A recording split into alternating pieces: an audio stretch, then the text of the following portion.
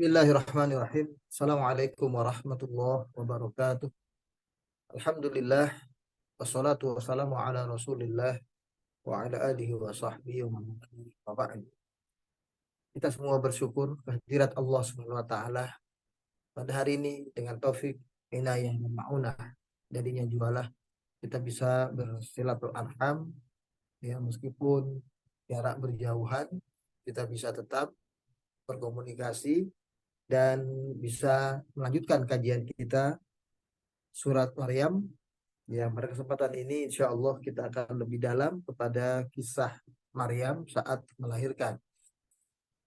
Pada ayat ini insya Allah kita mulai ayat yang ke-22. Ya. Bisa kita lihat dulu ayatnya. Situ Allah berfirman, A'udzubillahi minasyaitonirrajim. Fahamalathu fantabadat bihi makanan qasiyya. فأجاء المخاض إلى جذع النخلة قالت يا ليتني مت قبل هذا وكنت نسيا منسيا فناداها من تحتها فناداها من تحتها ألا تحزني قد جعل ربك تحتك سريا وهزي إليك بجذع النخلة تساقط عليك رطبا جنيا فكلي واشربي وقري عينا فإما ترين من البشر أحدا فقولي إني نذرت للرحمن صوما فلن أكلم اليوم إنسيا فأتت به قومها تحمله قالوا يا مريم لقد جئت شيئا فريا يا هارون ما كان أبوك امرأ سوء وما كانت أمك بغيا وأشارت إليه قالوا كيف نكلم من كان في المهد صبيا قال إني عبد الله آتاني الكتاب وجعلني نبيا وجعلني مباركا أينما كنت وأوصاني بالصلاة والزكاة ما دمت حيا وبرا بوالدتي ولم يجعلني جبارا شقيا والسلام علي يوم ولدت ويوم أموت ويوم أبعث حيا ذلك عيسى ابن مريم قول الحق الذي فيه تمترون قول الحق الذي فيه يمترون. Sadaqallah. Mudah-mudahan kita bisa baca ayat ini nanti sampai dengan ayat yang saya baca barusan, ayat 34. Tapi kita lihat nanti ya. Baik, kita mulai pada kalimat fa'ajaza al-makhadu ila jid'in nakhlah. Yang itu artinya adalah maka kemudian yang terjadi setelah itu adalah kondisi di mana Maryam ketika sudah akhirnya harus menerima keputusan dari Allah sebagaimana keterangan pada ayat 21, ya, di mana Allah mengatakan qala kadzaliki qala rabbuki huwa alayya hayyin. Dengan bunyi kalimat tersebut, ya, di situ menunjukkan bahwa sejak itu Allah Subhanahu wa taala mengatakan kepada Maryam, ya, bahwa apa yang terjadi ini sudah merupakan ketentuan Allah kepada beliau, ya, melalui komunikasi antara utusan Allah yaitu malaikat Jibril alaihissalam, ya, kepada Maryam langsung, ya. Maka di ayat 21 dikatakan qala. Maksudnya di sini adalah yang berkata malaikat Jibril. Kadzaliki, demikianlah yang terjadi wahai Maryam. Qala rabbuki, bahwa Allah Tuhanmu telah memutuskan. Allah berfirman, huwa alayya hayyin, bahwa perkara engkau akan hamil dan akan melahirkan seorang anak, walau kau belum menikah, maka hal itu adalah hal yang sangat mudah bagi Allah. Huwa alayya hayyin. Bagaimana firman ini juga dibaca oleh Allah atau dibacakan oleh malaikat Jibril kepada Nabi Zakaria. Qala kadzalika qala rabbuka huwa alayya hayyin. Itulah Allah Tuhanmu telah berfirman, wahai Nabi Zakaria, bahwa hal yang demikian adalah hayyin atau sangat mudah bagi Allah. Bukan sekedar mudah, tapi sangat-sangat mudah bagi Allah. Nah, kalimat kepada Maryam, hal yang sama dikatakan oleh malaikat Jibril. Qala kadzaliki, karena dia perempuan, Maryam ya. Jadi kadzaliki, kalau tadi kadzalika. Kadzaliki qala rabbuki. Rabbuki, Tuhannya Maryam, karena dia perempuan. Huwa alayya hayyin. Hal yang demikian bagi Allah adalah hal yang sangat mudah. Lalu kemudian diterangkan di kalimat di ayat itu juga, walinaj'alahu ayatan linnasi wa rahmatan minna, bahwa peristiwa kelahiran anakmu Isa ini adalah peristiwa yang akan menjadi tanda kebesaran Allah yang Allah perlihatkan kepada umat manusia. Sebagaimana tanda kebesaran Allah yang terbesar lainnya, Allah menciptakan Nabi Adam tanpa seorang ayah, tanpa seorang bapak.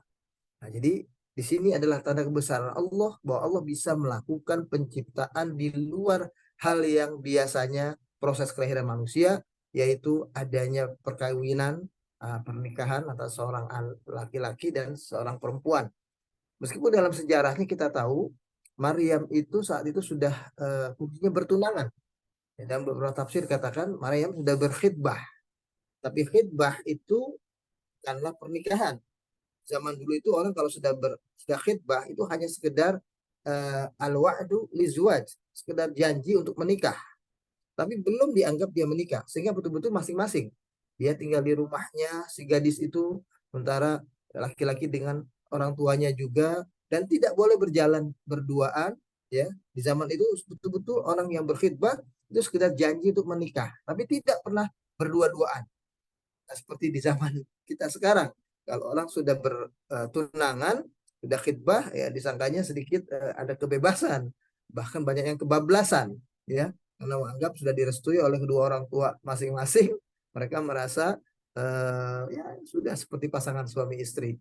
Wala'iyadzubillah, ya, ini tunangan atau khidbah yang sangat tidak dibenarkan. Makanya Nabi menyuruh segerakan khidbah atau tunangan supaya jangan menjadi bencana bagi kedua orang yang berkhidbah itu. Baik, kemudian Allah katakan, warahmatan minna. Peristiwa kelahiran Nabi Isa ini menjadi rahmat dari kami. Maksudnya adalah kasih sayang Allah yang akan menyelamatkan, yang akan memberikan kebaikan, kedamaian, keselamatan bagi manusia. Allah lanjutkan dalam peristiwa ini, bahwa Nabi Isa akan menjadi seorang rasul yang mengingatkan manusia pada peristiwa ketika Nabi Adam alaihissalam pertama kali Allah turunkan ke bumi, bahwa Allah mengatakan nanti akan datang petunjuk kepadamu, siapa yang ikuti petunjuk yang aku berikan kepada kalian wahai umat manusia, maka dia akan selamat, dia tidak akan sesat, dia tidak akan celaka. Nah, petunjuk Allah tersebut berlanjut pada petunjuk yang dibawa oleh Nabi Isa alaihissalam waktu itu, dan Nabi Isa diberikan amanah sebuah kitab, yaitu kitab Injil. Dan jadi Nabi Isa menjadi rahmat dari Allah kepada umat manusia, bahwa manusia sejak Nabi Isa diturunkan itu kembali mendapatkan kesempatan untuk bertaubat, untuk kembali kepada petunjuk Allah, untuk hidup sesuai dengan syariat. Nah, itu berkesempatan kembali. Itu yang dimaksud dengan rahmat.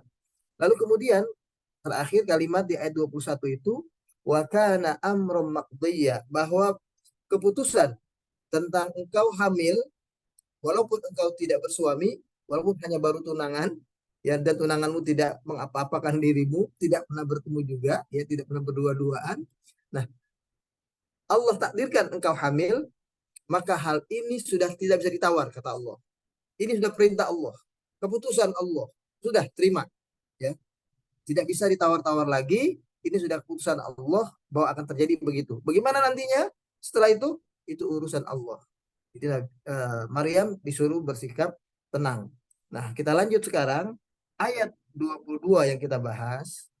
Kalimatnya berbunyi fahamalathu fantabadat bihi makanan qasiyya. Yang terjadi berikutnya adalah Maryam akhirnya mengandung, betul hamil. Dalam dua tafsir semuanya ulama sepakat proses kehamilan yang normal yang berlaku pada perempuan. Jadi 9 bulan, 10 bulan, 11 bulan bagaimana itu yang terjadi, itulah yang dialami oleh Maryam. Bukan kemudian karena dia hamilnya atau izin Allah tiba-tiba lalu melahirkannya mungkin sebulan lalu melahirkan misalnya, tidak. Tetap peristiwanya berjalan normal bagaimana kehamilan wanita pada umumnya. Nah, ketika dia sudah hamil, tentu saja ada rasa khawatir dalam dirinya, nanti ada fitnah yang terjadi di tengah-tengah kaumnya. Maka yang terjadi adalah fantabadat, dia segera ya mengasingkan diri, pergi menjauh. Ya, kalimat fantabadat, pergi menjauh. Ya. Bihi itu maksudnya bihamliha. Dia pergi menjauh sambil membawa kandungannya. Jadi kehamilannya itu anak yang dalam janinnya itu dia bawa pergi menjauh dari kehidupan di tengah kaumnya. Ya. Bahkan disebut qasiyya, makanan qasiyya. Qasiyya itu kalau kita ingat Al-Aqsa ya, Masjid Al-Aqsa itu masjid yang paling ujung. Nah, qasiyya itu tempat yang paling ujung, tempat yang paling jauh gitu istilahnya. Jadi tempat itu tidak dekat dengan kaumnya supaya kaumnya tidak tahu apa yang terjadi setelah itu. Bagaimana dia mengandung, bagaimana dia melahirkan, harapan dia begitu ya. Lalu kemudian fa'aja'ahal makhadu ila jid'in nakhlah. Nah, yang terjadi adalah dia merasakan rasa sakit. Ketika sudah 9 bulan, saatnya melahirkan di tempat yang jauh. Jadi waktu dia mengandung, dia hamil itu nggak ada yang tahu. Dia pergi menjauh. Ya. Kemudian yang namanya perempuan, ini sudah sunatullah Allah takdirkan bagi mereka perempuan.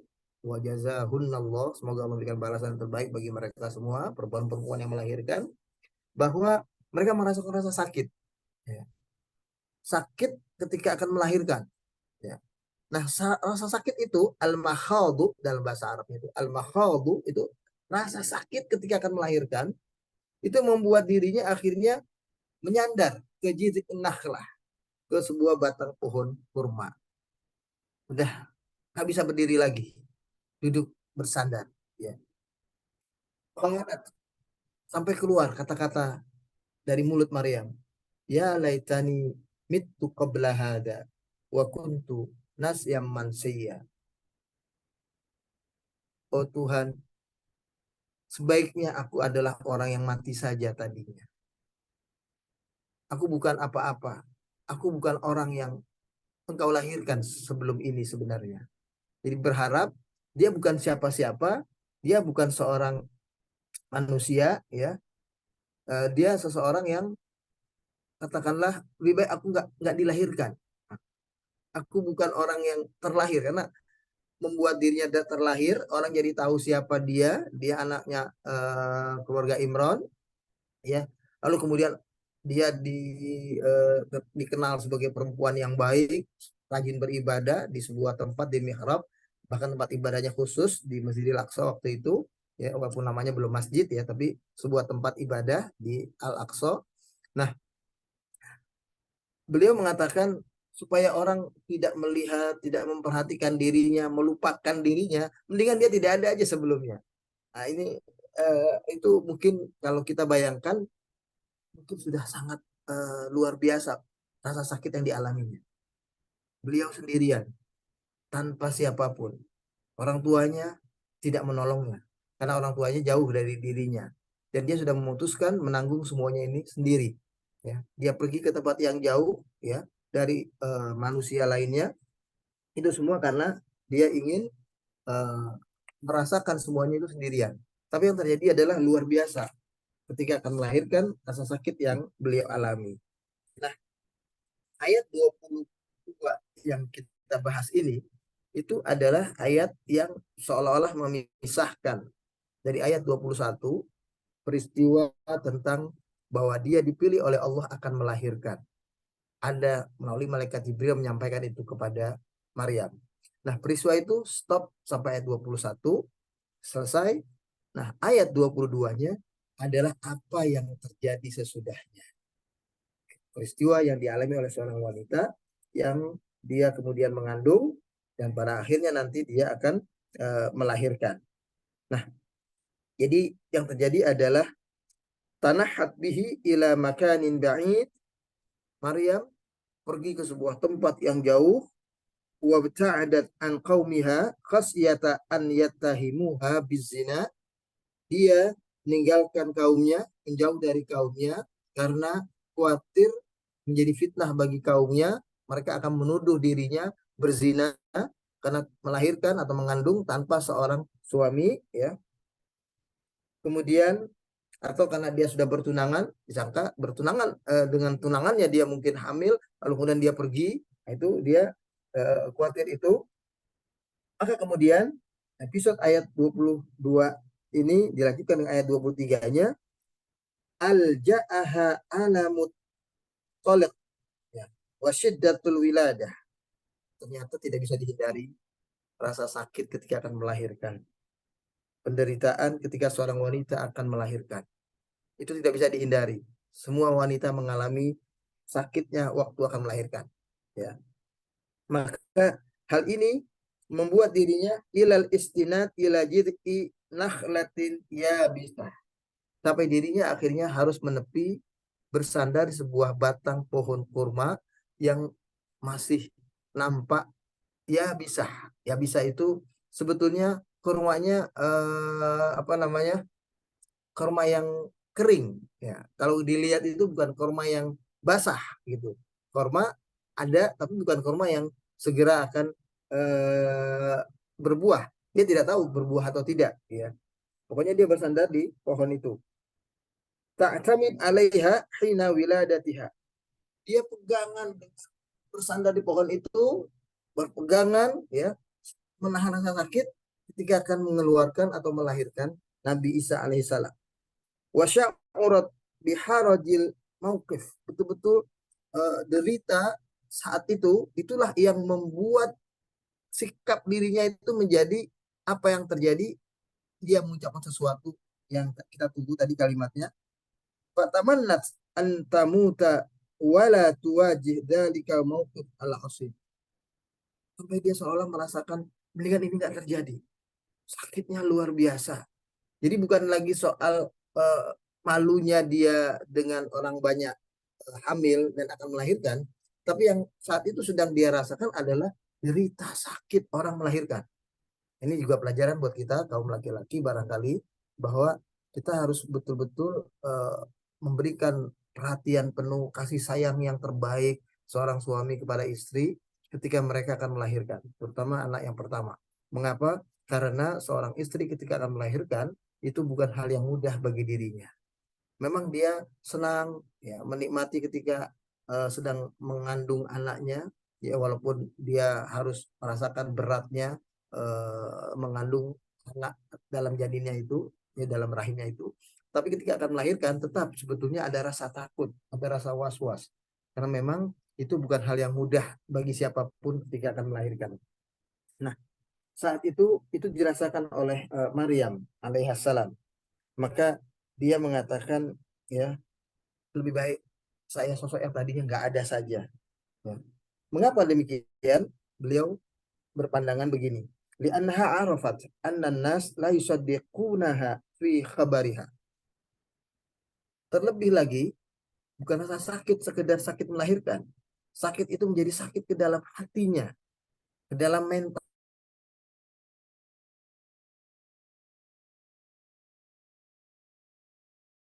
Sekitarnya setuju. Kok ada wanita rajin beribadah, kok bisa bisa bisa melahirkan seperti itu? Ini nggak betul itu. Jadi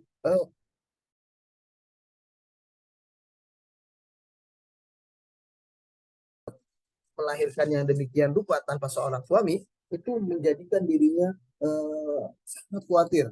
bertambah rasa sakitnya seolah-olah begitu. Kanat indahum abidah nasikah. Karena sebelumnya Maryam itu dikenal seorang yang ahli ibadah, orang yang rajin, yang taat. Tiba-tiba melahirkan. Nah, ini akan membuat dirinya terpukul, ya. Tusbihu fi nazarihim ahirah zaniyah. Seolah-olah berubah dalam pandangan manusia sekitarnya ini, orang yang tadinya taat, ahli ibadah, kok tiba-tiba melahirkan? Wah, jadi jahat, jadi pezina, jadi orang yang kotor. Walihada qalat, maka sampai dia ngomong begini. Ya laitani mittu qabla hada wa kuntu nasyan mansiya. Kalimat itu mengandung pengertian kuntu syai'an tafihan la yuzkar wa la yu'raf wa la yadri nasu man ana. Lebih baik aku adalah sosok yang enggak dilahirkan, sosok yang tidak dihadirkan dalam kehidupan ini, atau paling tidak sosok yang tidak dikenal.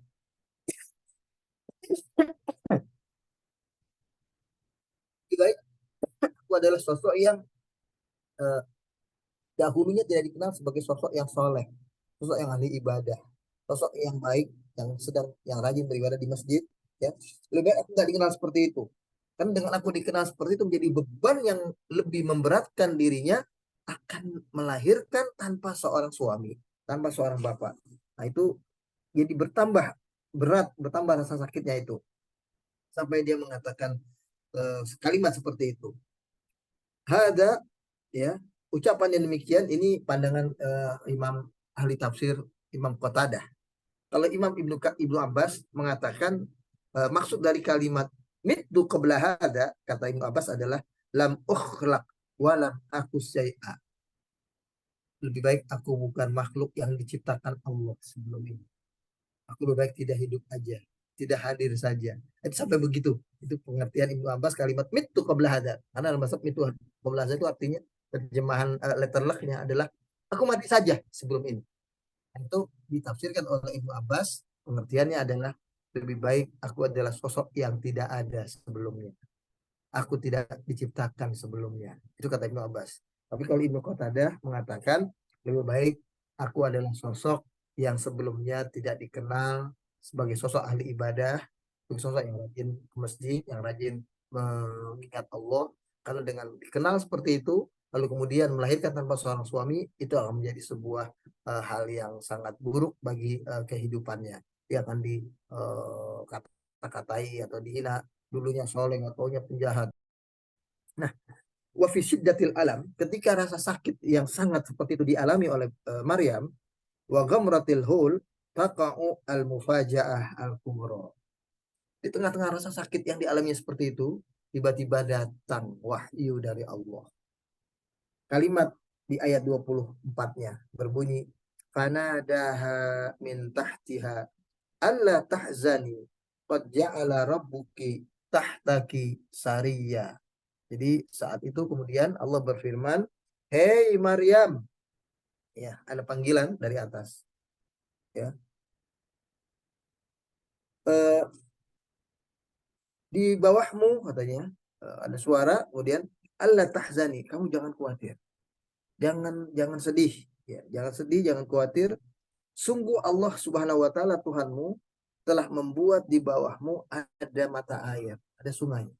Bukan sekedar mata air, malah saria itu air mengalir. Air mengalir ya kalau kita apalagi kalau bukan disebut sungai. Jadi di tempat dia melahirkan pohon itu, di bawahnya ada jalan agak menurun sedikit, itu sudah Allah alirkan sungai. Mungkin dia berpikir bagaimana nanti saya minum, saya makan, bagaimana. Sudah itu aku sendirian. Allah membuat jaminan kepadanya, itu di bawah ada sungai. Kau akan terselamatkan dengan adanya air. Itu menunjukkan bahwasanya memang dibutuhkan untuk proses melahirkan itu adanya persiapan-persiapan. Allah menyediakan air untuk Maryam ini. Jadi Jibril bilang kepadanya, ya, uh, itu disebutkan fanadaha min tahtiha. Jadi Jibril itu dari tempat yang di bawah, artinya bukan langsung lagi, ya, ada ucapan begitu langsung, ya, ucapan saja, ya, kepada Maryam. Nadaha al malak min tahtin nakhlah qailan laha Jadi malaikat Jibril itu dari bawah banyak pohon kurma, ya, berucap kepadanya, la tahzani lihadal amr, jangan kau bersedih dengan perkara ini. Qad ja'ala rabbuki laki jadulan saghiran. Sebentar ini Allah Tuhanmu akan menciptakan untukmu sebuah tempat yang nyaman. Ada nahran jarian yajri amama, sungai yang segera mengalir di bawahmu ini. Ya. Fihil ma al-adbu as-salsabil. Di sungai itu ada air yang jernih, bening, yang kalau diminum menyegarkan. Nah, itu begitu. Allah sudah sediakan untuk Maryam. Jadi rasa sakit itu akan segera pulih dengan minum air dari sungai itu. Lalu kemudian Allah berfirman pada ayat 25-nya, ya.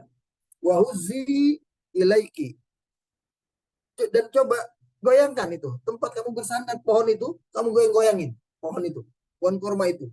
Wahuzi itu digoyang-goyangkan, disuruh, ya, didorong-dorong begitu, digoyang-goyangkan, ya, tarik kepada dirimu, ya. Begitu enak bahkan batang pohon kurma itu, usakit alaiki rutoban, jadi niscaya buah kurma yang tadi nggak jelas nampak ada atau tidak itu akan segera turun, kurma-kurma basah.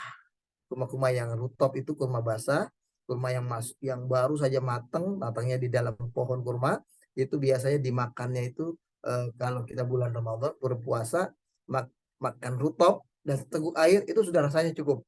Itu karena memang dia di samping rasa menghilangkan lapar dan haus seketika, yang kedua karena rasa manisnya yang pas untuk kebutuhan apa namanya, metabolisme tubuh kita manusia sebelum kita makan apapun, maka rasanya adem di dalam perutnya. Rasa sakit itu terasa diringankan, ya, dengan buah kurma muda, ya, rutop yang ada. Oleh sebab itu ini terbantahkan lahirnya Nabi Isa alaihissalam itu di musim dingin atau pada bulan Desember, ya, bahwa Nabi Isa lahir pada musim ketika rutop itu ada tumbuh. Nah, rutop itu ada tumbuh biasanya di musim panas, kira-kira antara bulan Mei, ya, sampai dengan bulan September, antara itu. Dan kalau orang Kristen Ortodoks yang ada di Rusia sana sampai sekarang itu percaya bahwa Nabi Isa bukan dilahirkan di bulan Desember.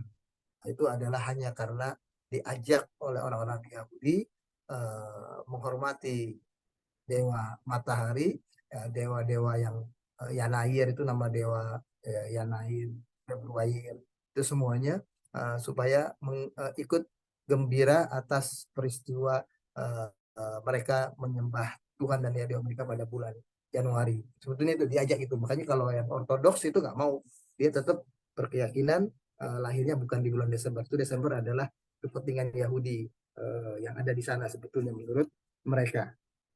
Yang jelas Al-Quran juga mengatakan itu, bahwasanya Nabi Isa bukan lahir pada musim dingin yang terjadi pada bulan Desember. Lalu kita lihat ayat 26-nya, Allah katakan fakuli wasyrobi, makanlah, minumlah, waqarri ainan, jadikan hatimu tuh tenang, tenteram, ya. Jadi engkau makan, engkau minum, begitu engkau makan rutop, engkau minum air sungai, maka engkau akan merasa ketenangan. Kesedihan, kekhawatiranmu nanti akan datang orang banyak mencelamu, mencaci makimu karena engkau melahirkan seorang anak tanpa seorang suami, itu akan hilang nantinya, kekhawatiran itu. Ini seolah-olah Allah bilang begini, hariki jiz'an nakhlah aliyabisah, ya. Itu gerakan pohon kurma yang nampak kering di atas, tapi kau goyangkan saja dia akan jatuh rutop yang justru basah, ya. Ya. Jadi rutop atau kurma yang basah. Yatasaqat alaika rutop asyahiyu at-tariyu. Artinya niscaya terus jatuh banyak guguran, ya, rutop yang kering, rutop yang basah, yang mekar, ya, disebutnya syahi, ya, tori. Tori itu yang betul-betul nikmat, ya, enak untuk dirasakan di badan. Nah, itulah yang terjadi. Lalu kemudian Allah katakan begini kepada Maryam. Fa imma taroyinna minal bashar ahadan, kalau sampai nanti akhirnya engkau ketemu dengan manusia, siapapun mereka, ya, saat itu dia masih sendirian, ya, ketika akan melahirkan itu. Kata Allah, kalau nanti ketemu seorang siapapun mereka, maka fakuli inni nadartu lirrahmani saum. Bilang kepada orang itu, hari ini aku bernadar kepada Allah Tuhanku tidak bicara. Jadi peristiwanya begini, bahwa Pak, para jemaah bisa bayangkan begini. Saat itu beliau melahirkan seorang anak sendirian, dan proses kelahirannya itu sendirian, dan ketika dia hamil juga sendirian, dan itu tentu saja akan memberikan kemungkinan tuduhan-tuduhan yang buruk kepada dirinya. Tentu dia akan dituduh macam-macam. Dia kalau membela diri, dia kata, saya tidak begitu, saya tidak berzina. Dia tidak punya bukti. Kan begitu. Ini sangat berat, ya. Karena dia tidak bisa punya bukti, maka ini pelajaran dari Allah buat kita. Bahwa kita, kalau orang di sekitar kita menuduh kita macam-macam, menuduh kita jelek, ya, sementara kita nggak punya bukti yang kuat untuk membantah bahwasanya saya tidak jelek, kecuali hanya kita yang tahu bahwa saya memang tidak berbuat jahat. Tapi pembuktian bahwa kita tidak berbuat jahat, kita tidak punya yang kuat untuk membantah kepada orang banyak. Maka yang demikian ini lebih baik kita diam. Diam ini adalah pelajaran peristiwa ini. Makanya Maryam disuruh oleh Allah, disuruh, dikatakan di sini, fakuli ini nazar tuli rahmani sauma. Aku hari ini sudah bernazar tidak akan berbicara kepada orang. Jadi sauman waktu itu sudah jadi syariat di zaman Nabi Musa, Nabi Isa. Ada istilahnya puasa tidak berbicara. Makanya dalam penggunaan bahasanya sauman, bukan siam. Kalau siam itu puasa tidak bicara, ya, puasanya bukan tidak bicara, tapi tidak makan, tidak minum, tidak berhubungan, sebagaimana kita umat Nabi Muhammad SAW. Makanya bunyinya siam. Memang sama dari kata-kata saum, tapi asal penggunaannya sauman atau saum itu untuk penggunaan tidak berbicara. Puasa di zaman Nabi Musa dan Nabi Isa. Sedangkan siam itu adalah puasa di zaman syariat Nabi kita Muhammad, tidak makan, tidak minum. Itu perbedaannya di situ. Kata saum dan siam. Lalu disuruh oleh Allah mengatakan falan ukallimal yauma insiya. Hari ini pokoknya aku tidak akan bicara kepada manusia manapun. Jadi itu Pak, para jemaah, pelajaran buat kita. Jadi kalau kita difitnah oleh orang banyak macam-macam, kita nggak bisa membela diri dengan cukup, ya, cukup dalil-dalil yang cukup begitu. Lebih baik kita diam daripada kita ngomong orang bantah. Alah, mana bisa orang bantah-bantah terus, orang bantah terus. Padahal kita tahu kita tidak bersalah. Yang tahu kan kita saja dengan Tuhan. Maka di sini pelajarannya kata Allah kepada Maryam, sudah kamu diam saja, bilang aku hari ini puasa, aku tidak bicara. Ya, itu sudah pesan Allah kepada Maryam. Kalau ketemu orang lain siapapun dan menuduh kamu macam-macam, jawablah, hari ini aku tidak berbicara. Aku sudah berjanji dengan Allah Tuhanku akan diam, ya, tidak berbicara, puasa dari berbicara. Ayat berikutnya, fa'atat bihi qaumaha tahmilu. Ya. Akhirnya kaumnya ada yang lihat, ada kaum yang datang kepadanya. Tahmilu, tahmil itu artinya melihat digendong bayi, yang bawa bayi. Ini bayi siapa ini? Ya kan? Qalu ya Maryam. Maka lantas langsung mereka bilang begini. Dan ini dalam doa tafsir dibaca di kisah Ibnu Katsir itu Al-Bidayah wa Nihayah, cerita lebih lanjut saya pernah baca juga. Itu dikatakan bahwa Maryam itu ketika melahirkan anaknya, di lingkungannya orang-orang baik banyak itu sebetulnya. Maka yang datang kepada Maryam ini, yang datang kepada Maryam ini sebetulnya pengikut para nabi yang soleh juga. Bukan orang-orang yang jahat pada dasarnya jahat, tidak. Pada dasarnya orang baik-baik. Mendukung Maryam beribadah, mendukung Maryam sholat, beribadah di masjid atau di Masjid Aqsa itu. Tapi mereka tetap merasakan keanehan. Maka mereka bertanya, ya Maryam, laqad ji'ti syai'an fariya. Hai Maryam, lihat perbuatanmu seperti ini. Engkau telah melakukan satu perbuatan yang fariya. Fari itu kata tafarro ya, firru, hari maksudnya yang jauh dari syariat, yang jauh dari ketentuan agama. Engkau sudah betul-betul nggak bermoral, nggak berakhlak, ya. Jauh dari ketentuan agama yang seperti amal seperti ini. Dikatakan di ayat 29, 28-nya, jiti syai'an aziman mungkaron. Seolah-olah begitu kalimatnya. Engkau telah melakukan satu perbuatan kemungkaran yang sangat besar. Ya ukhta Harun, makalah abuki imro'a sawin. Wahai saudara Harun. Nah, ini nih, ukhta Harun, banyak yang salah paham. Memang bahasa Arab, ukhta itu artinya saudara. Harun itu adalah nama, betul. Tapi bukan berarti dia saudara kandung Harun. Bukan. Bukan. Konteks ayat ini, Harun itu dalam kondisi di zaman itu ungkapan nama orang yang baik. Kalau ada orang yang baik, orang soleh, itu dipanggilnya Harun. Ya. Sama dengan di zaman kita dipanggil Abdullah, panggil Muhammad. Ini orang soleh. Muhammad, kita nggak kenal dia. Muhammad, Muhammad, kayak kita kalau pergi haji pergi umroh, nggak kenal orang itu, kita tahu itu orang baik, kita panggil aja Muhammad, Muhammad. Ya Abdullah kan begitu. Nah Harun juga begitu. Saat itu Harun adalah ungkapan tentang sosok orang yang baik. Maka disebutnya ya ukhta Harun. Hei saudara orang yang baik. Itu begitu. Maka na abuki imro'a sawin. Bapakmu itu kan yang bernama Imron itu kan yang baik, bukan orang yang jahat. Ya. Wa makanat ummuki baghiyya, dan ibumu, ya, ibumu juga bukan perempuan nakal, bukan perempuan yang suka berzina. Kok kau jadi begini? Itu begitu. Ini nih kata-kata yang luar biasa. Jadi soalnya begini, ya orang itu menuduh, berkata kepada Maryam, ya man tusabbihina Harun fis shalah wal ibadah, maka na abuki rajulan fajiran. Di sini katakan bapakmu bukan laki-laki yang jahat, yang durhaka. Wa makanat ummuki zaniyah. Ibumu bukan perempuan pezina, bukan orang yang kotor, yang rusak. Fakaifa sadara hadza minki? Bagaimana bisa muncul hal ini pada dirimu wahai Maryam? Wa anti min usrati ariqatin fil fadli wat taqiyyi was salah. Engkau ada dari keluarga yang sangat baik-baik, keluarga yang taat agama, keluarga yang mendapatkan banyak kemuliaan dari keluarga yang selama ini hidup tenang dan damai, rajin beribadah. Ya. Wa Harun hadza laisa huwa Harun an-nabi.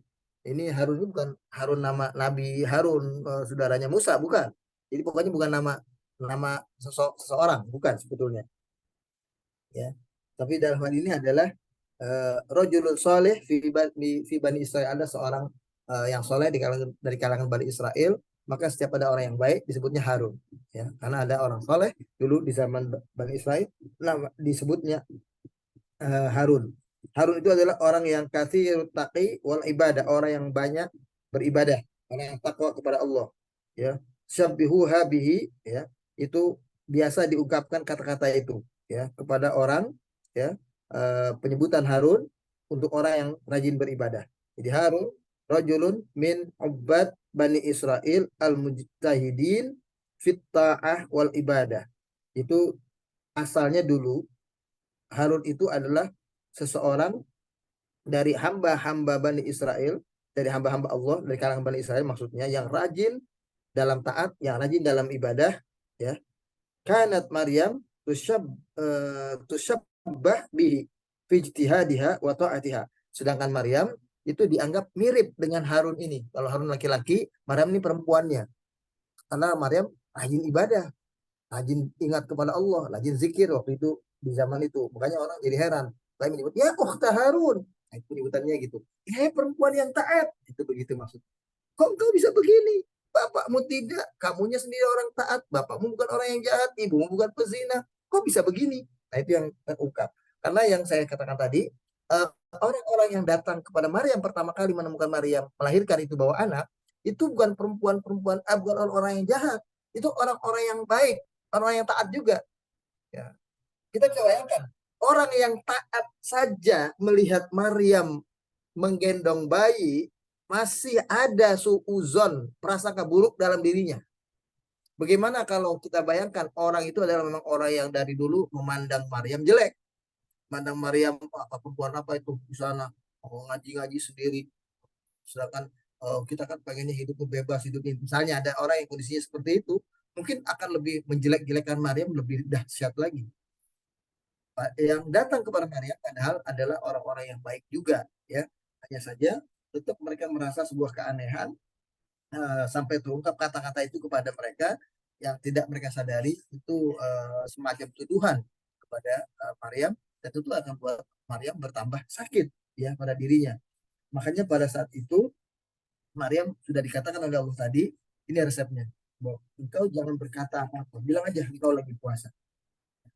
Nah, yang menarik kemudian setelah itu ayat 28 kita kepada ayat 29, Maryam hanya mengatakan begini. Fa'asyarat ilaihi. Dia berikan isyarat kepada bayinya. Qalu.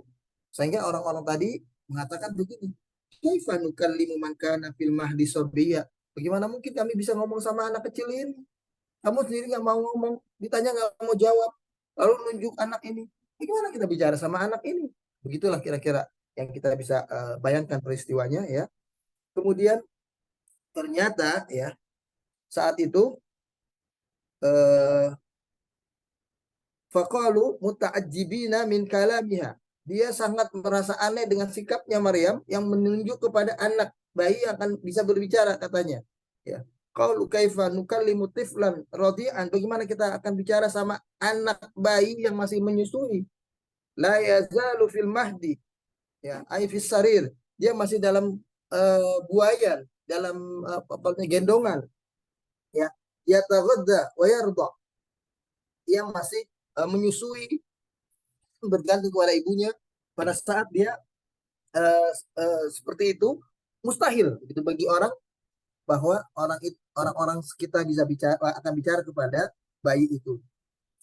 Dan sebuah riwayat dikatakan, Imam Fakhrul Razi mengatakan begini, ruya annahu kana yarda, ya, falamma sami'a kalamahum tarqar ridha, ya, wa aqbala alaihim biwajhihi wa kallamahum. Nah, riwayat begini, memang betul waktu orang-orang banyak bicara kepada Maryam, ada yang cuma bilang lihat kepada bayi itu. Lalu kemudian orang itu kan mengatakan, bagaimana kita bicara sama bayi itu? Nah, bayi itu tadinya lagi netek begitu, ditutupi. Nah, bayi itu kemudian langsung bangun. Langsung bayi itu ngomong.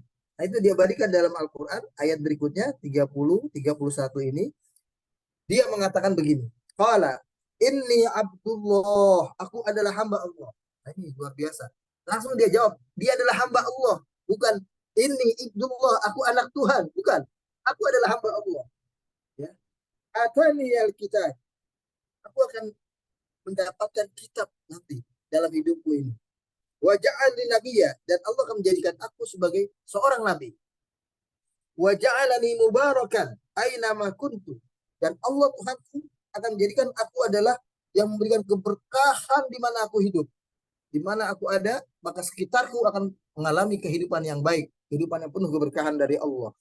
Wa usani bis shalah, dan aku diwasiatkan oleh Allah untuk menegakkan salat, artinya ibadah kepada Allah. Wa zakat, dan berzakat, ibadah sosial, ibadah kepada lingkungan di kiri kanan. Madum tuhaya, selama aku hidup, kata kata bayi kecil Nabi Isa ini. Wa barum biwalidati, dan aku diwajibkan berbakti kepada ibuku. Maka beda dengan waktu ayat Nabi Yahya, wa barron biwalidayya, aku disuruh berbakti kepada kedua ibu bapakku. Karena dia punya bapak dan ibu, ya, Nabi Yahya. Tapi kepada Nabi Isa kalimatnya adalah wa barron biwalidati, aku diwajibkan berbakti kepada ibuku karena dia nggak punya bapak, ya. Walam yaj'alni jabbaran syaqiyya, dan aku bukanlah sosok yang nantinya akan jadi orang yang durhaka, orang yang sombong, orang yang otoriter dalam kehidupan. Kalau dia jadi pemimpin, dia jadi raja, dia tidak akan begitu. Ya. Wassalamu alayya yauma wulidtu, salam sejahtera untukku ketika aku dilahirkan. Wa yauma amutu, dan ketika aku nanti mati. Dan salam untukku ketika aku nanti dibangkitkan dalam dan hidup lagi. Itu ayat 33. Nah, kata-kata ini juga diucapkan oleh Yahya kemarin. Ini kalimatnya wassalamu alaihi, salam kepada Nabi Yahya, ya, Yauma wulida, hari ketika dia dilahirkan, wa yauma yamutu, hari ketika dia nanti mati, wa yauma yub'atsu hayya, hari nanti ketika dia dibangkitkan dalam keadaan hidup lagi. Kalimat oleh Nabi Isa langsung karena dia yang mengucapkan.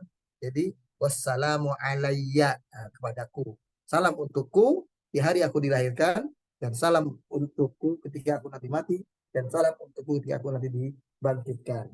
Para jemaah sekalian, ada hal yang ingin saya catatkan dalam kesempatan ini. Ada 6 pelajaran yang berharga dari kisah kelahiran Nabi Isa ini. Ya, jadi proses ketika Nabi Maryam akhirnya melahirkan anaknya Nabi Isa alaihissalam. Ya, yang pertama, Nabi Isa mengatakan annahu abdun laisa birabbin, bahwa dia mengakui dirinya langsung dia adalah seorang hamba, abdun, bukan ibnun, bukan anak Tuhan, ya. Dan bukan dia sendiri Tuhan. Jadi wala laisa birabbin wala ibnin lirabbi, ya.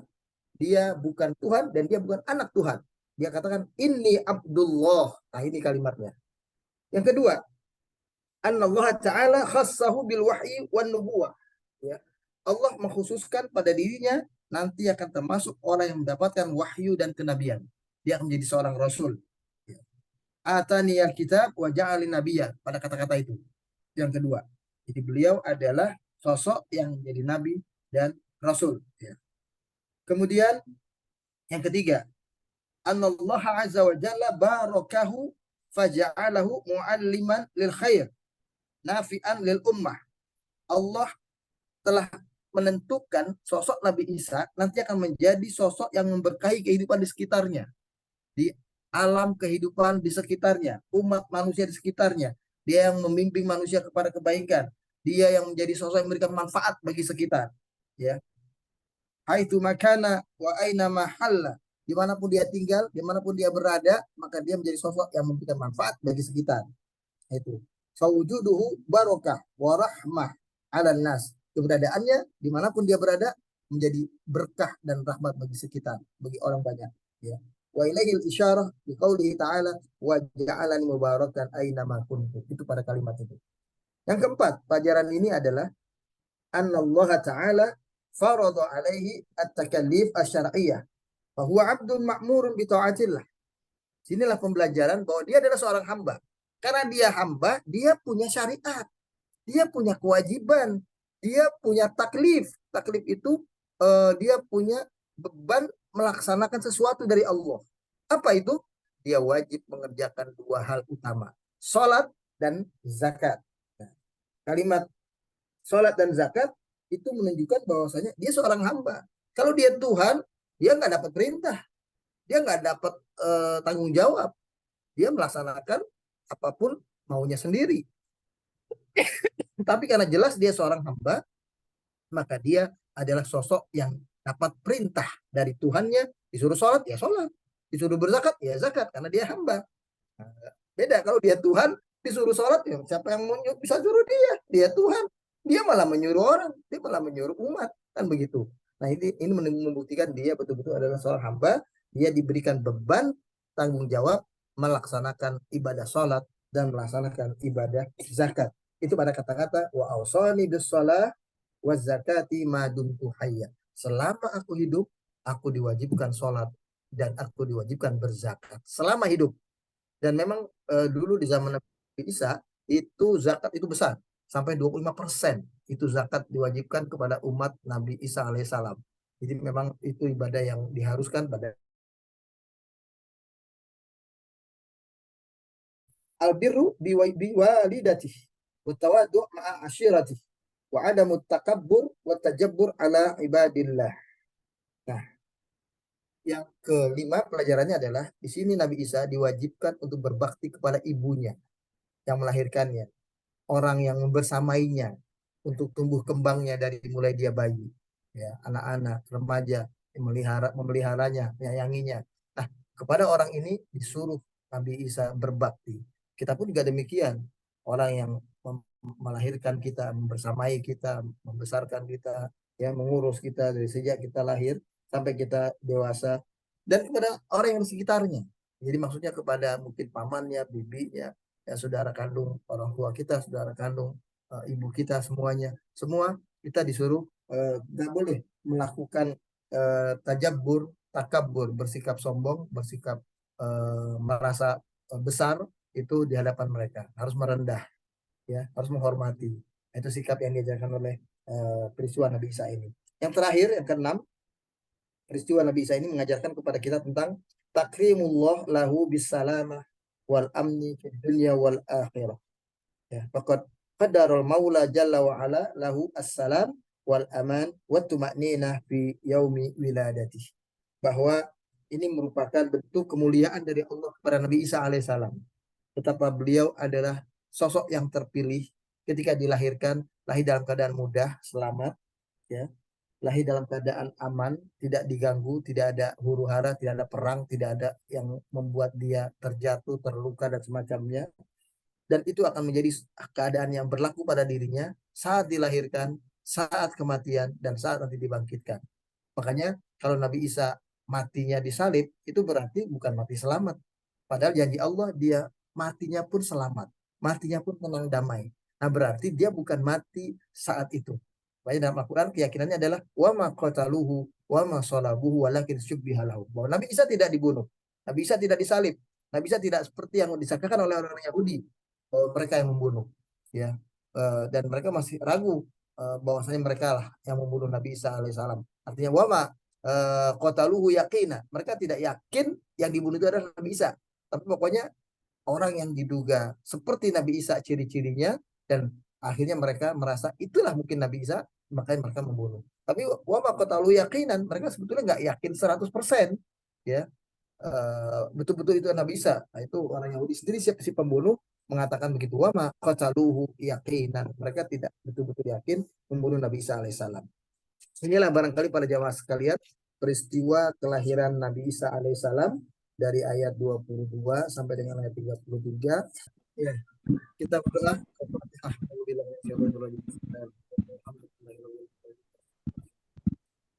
Iya, karena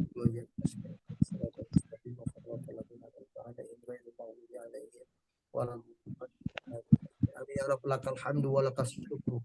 Rabbuna la ilaha illa anta subhanaka inna kunna minadh dhalimin.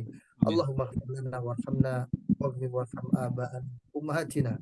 Allahumma ahyina mu'minina ta'i'in wa tawaffana muslimina ta'i'in wa alhiqna bis shalihin waj'alna mimman ya'khudhu kitaba bil yamin waj'alna yawmal fasl akbari aminin adkhilna bi rahmatika wa karamika fi jannatin na'im wa najina bi afika wa bika minal adabi amin ya bar ya karim ya rahim. Allahumma ansur manasaraddin wa akhdhur bifadaladdin. Allahumma ansur ikhwanana muslimin di Filastin. Allahumma ansurhum wa la tansur alaihim. Allahumma ansurna ala al-qawmil kafirin. Rabbana taqabbal minna innaka antas samiul alim wa tub alaina innaka antat tawwabur rahim. Rabbana atina fid dunya hasanah wa fil akhirati hasanah wa qina adzabannar. Wa sallallahu ala nabiyyina Muhammad wa ala alihi wa sahbihi wa sallama tasliman katsira walhamdulillahi rabbil alamin. Subhanakallahumma wa bihamdika asyhadu an la ilaha illa anta astaghfiruka wa atubu ilaik. Astagfirullah wa atubu ilaik. Baik semuanya, saya pamit ya. Saya pamit.